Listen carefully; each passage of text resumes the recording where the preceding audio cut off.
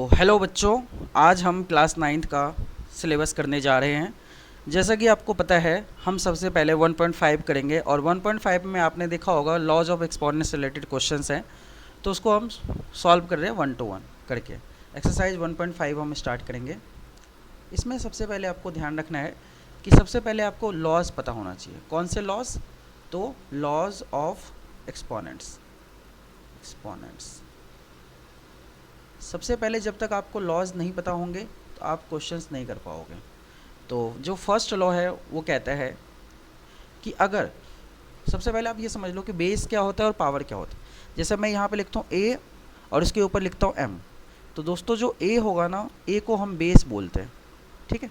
Hindi medium का अगर कोई देख रहा है तो बेस को हम आधार बोलते हैं, और इसके ऊपर जो ये एम दिखाई दे रहा है आपको, इसको हम पावर बोलते हैं। क्या बोलते हैं? पावर, या कुछ लोग इसको एक्सपोनेंट भी बोलते हैं। तो ये चीज़ आप ध्यान रखेंगे, ठीक है।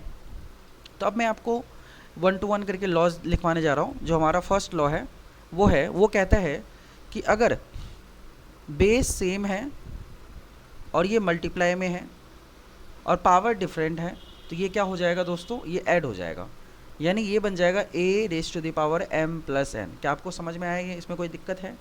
जैसे एग्जांपल से मैं समझा देता हूँ आपको कि जैसे मान लीजिए बेस हमारा है 2 और इसकी पावर है 5 इंटू बेस इसका है 2 और इसकी पावर है 3।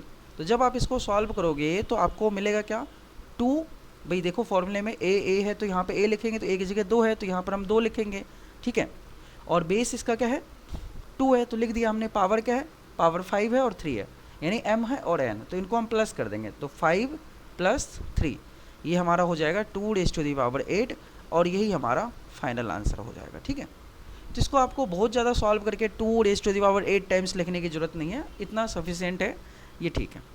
सेकंड लॉज जो है हमारा, सेकंड लॉ है कि अगर बेस सेम है, बेस क्या है हमारा? सेम है, और ये डिवाइड में है और पावर डिफरेंट है, तो ये आपको पता होना चाहिए क्या होता है? ऐड हो जाता है। यानी हम इसको लिख सकते हैं a raise to the power, sorry minus हो जाता है, a raise to the power m minus n। Example समझ लीजिए 5 raise to the power 6 divide 5 raise to the power 3, तो डिवाइड में तो पावर क्या हो जाएगी हमारी? माइनस, तो ये आंसर 3 आ गया हमारा। थर्ड लॉ जो है दोस्तों, ये है हमारा a raise to the power m और इसकी पावर है n। तो जब पावर की पावर होता है तो ये आपस में मल्टीप्लाई हो जाता है, यानी a raise to the power mn हो जाएगा। क्या आपको समझ आ रहा है? सॉरी। अब नेक्स्ट चीज़ जो है वो है, एग्जाम्पल मैं आपको एक देके समझा देता हूँ। जैसे सपोज करिए कि क्वेश्चन है हमारा 3 और इसकी पावर है 2 और इसकी भी पावर दे रखी है हमें, जो कि है 5, तो ये कितना हो जाएगा? 3 रेज़ टू द पावर 2 5 जो 10, ये हमारा फाइनल आंसर होगा।